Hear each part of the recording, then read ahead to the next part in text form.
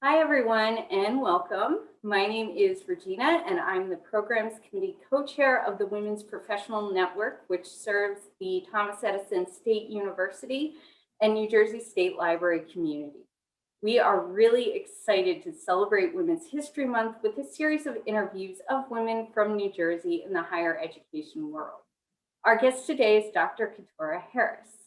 Keturah is a special education teacher at the Burlington County Institute of Technology. She's been teaching for over 20 years, and she strongly supports and advocates for the special needs population.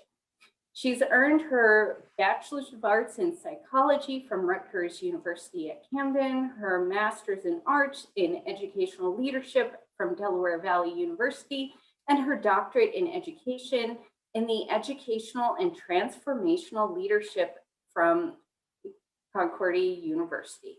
We're honored to have you with us today and share your expertise with us, Keturah. Thank you. You're welcome. For our first question, could you please tell us about your educational background and what inspired you to pursue the academic credentials you currently have? Okay, so like with your introduction, I earned my bachelor's degree in psychology from Rutgers University. Years later, I decided to go back and earn my master's in educational leadership from Delaware Valley. At the time was the college, but now it's the university. And after I had my daughter, I decided to go back for my doctorate to show her that women can do anything if you put your mind to it. But you have to have a village behind you to do all these things. So I'm so grateful that I had my parents, my partner, her father, Mark, to help me to pursue my doctorate degree in educational and transformational leadership. Wonderful. And you're currently working at Burlington Institute of Technology again. Could you tell us a little bit about the school and what you do there? Yes, so I am a special education teacher at the Burlington County Institute of Technology. It's dedicated to providing technical and vocational education to pupils of Burlington County.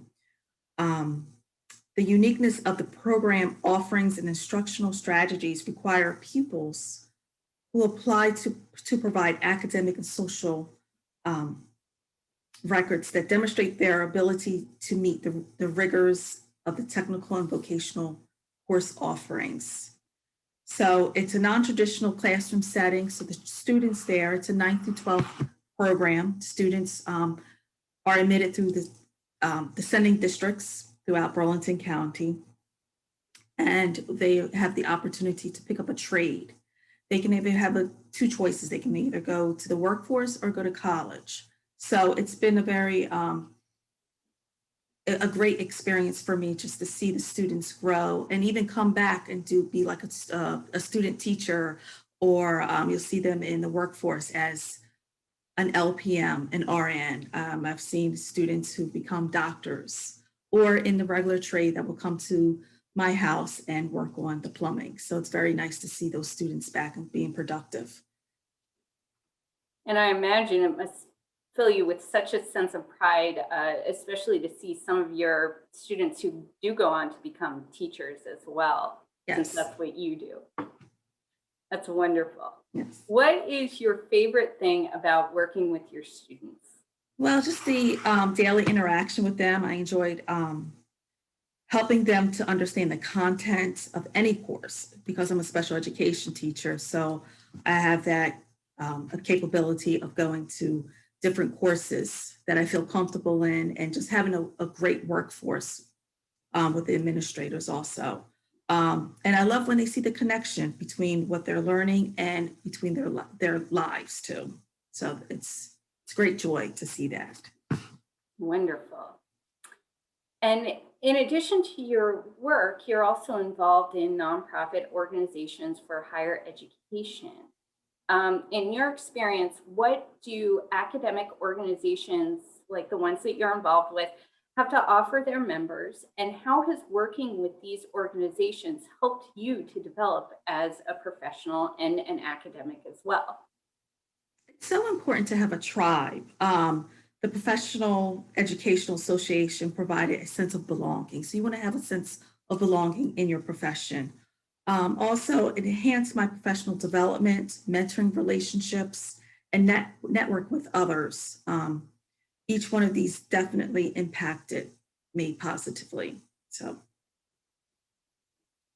That's really wonderful. Yeah, I've found working with, um, while doing extracurriculars very helpful professionally as well. And I feel like I've learned and grown so much from being involved in those particular uh, education. If I can ask a little side question, out of sure. the organizations that you worked with, do you have a favorite or one that's really meaningful to you? Oh, absolutely. The American Association of University Women. It's well connected to my core beliefs that progressive policies must end gender pay gap, women's student debt burden, and other key equity issues to ensure women are not left behind. So I'm so happy to be part of this great organization that speaks about women's issues. Wonderful. And could you tell us a little bit about how you got involved in the New Jersey chapter and how you became a board member? Oh, absolutely. I guess right after I had my daughter, um, I called an old friend and see how she was doing. She was telling me that I should join the American AAUW. So I'm like, well, let me give it a try. So I started at the local branch, Medford, and then I really enjoyed the interaction with the women and so much knowledge um, that was surrounded by me. It's just surrounded that I was so intrigued by it. So I decided to go to one of the board meetings in what's the town called? It's the middle, Monroe Township. And that's how I started. And with great leadership from Karen Cohen and Karen Brown and the other great women that have inspired me, and just to be more involved with the organization because these are women issues that we all have to deal with, and that when one woman's down, we're all down. So we can all bring each other up. It's so important to me and for my daughter and her future also. That's wonderful. And how long have you served on the board there? I have served, I think this, my daughter will be, everything revolves around my daughter. So she'll be 6. So probably this is my almost 5th year Oh, wow. or 5, yes. That's wonderful. And in addition to your work with the AAUW of New Jersey, you are also on the steering committee of the President's Advisory Council on Diversity, Equity, and Inclusion at Rowan College, Burlington. Could you tell us a little bit about your work there for that group? Yes.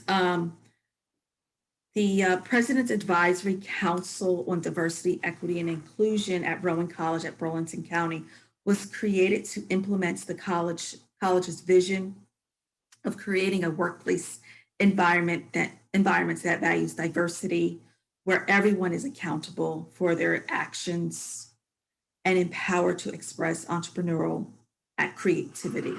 So I was so honored when they have chosen me. So June Cernak were part of NAVO, and then so she brought me on. So working with June Cernak and Sean Thomas and the other people in the committee, they're just very knowledgeable people, and they just we just the values of what diversity can bring to the enrichment to a college. Wonderful. And could you tell us a little bit from your experience working with this group? What's the value of having a DEI organization in an academic setting? And what elements do DEI initiatives need to have in order to succeed in the education field? Yes. It embraces the values of diversity, equity, and inclusion and works to create an environment where diverse individuals can contribute and grow. It also to celebrate and honor the backgrounds and talents of all individuals and are committed to an equitable treatment and the elimination of discrimination. That's wonderful. Um, I don't know how long you have served on this particular committee. It's new. Yeah, It's brand new. yeah, it's brand new. Have you had a chance yet to put any policies or provide any practical advice yet to leadership at Rowan College, Burlington? Or what are you working on? And what practical applications are you trying to provide for the organization? Just to get the community involved. So we want more of the community involved, and we also have a book club. So every 2 weeks, or I'm sorry, once per month, there's a book club, and it's growing because the word of mouth saying, I want to heal, the racial healing. So it's a great time that when we can get together and discuss this.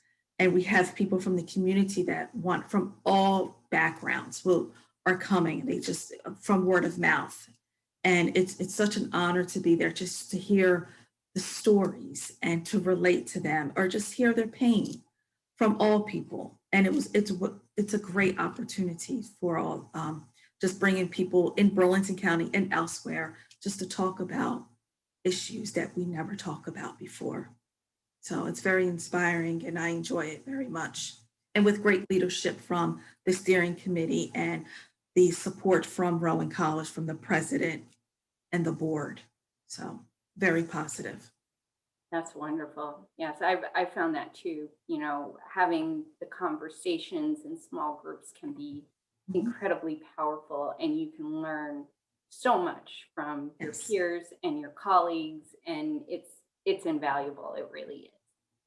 So our final question, what advice do you have for someone interested in pursuing advanced degrees in the educational field?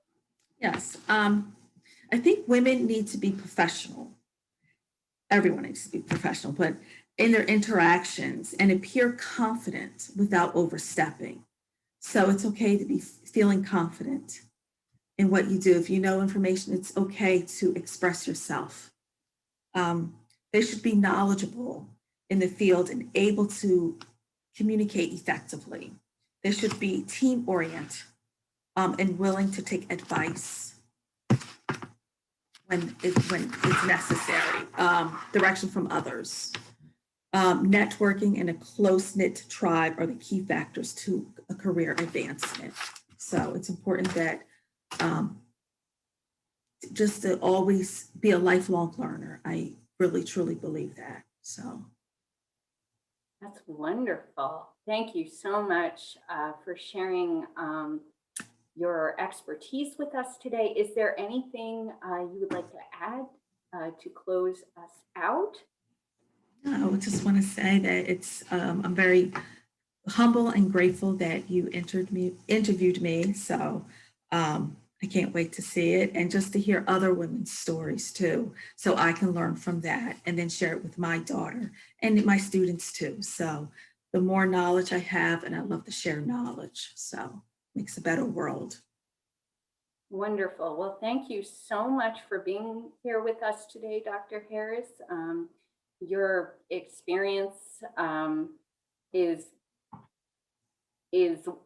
amazing. And clearly you've worked incredibly hard to enrich the higher education field, and your involvement in organizations and professional development is wonderful. Plus your work inspiring students is clearly fantastic. And we are thrilled that you were able to speak with us today. So thank you so much. All right, thank you.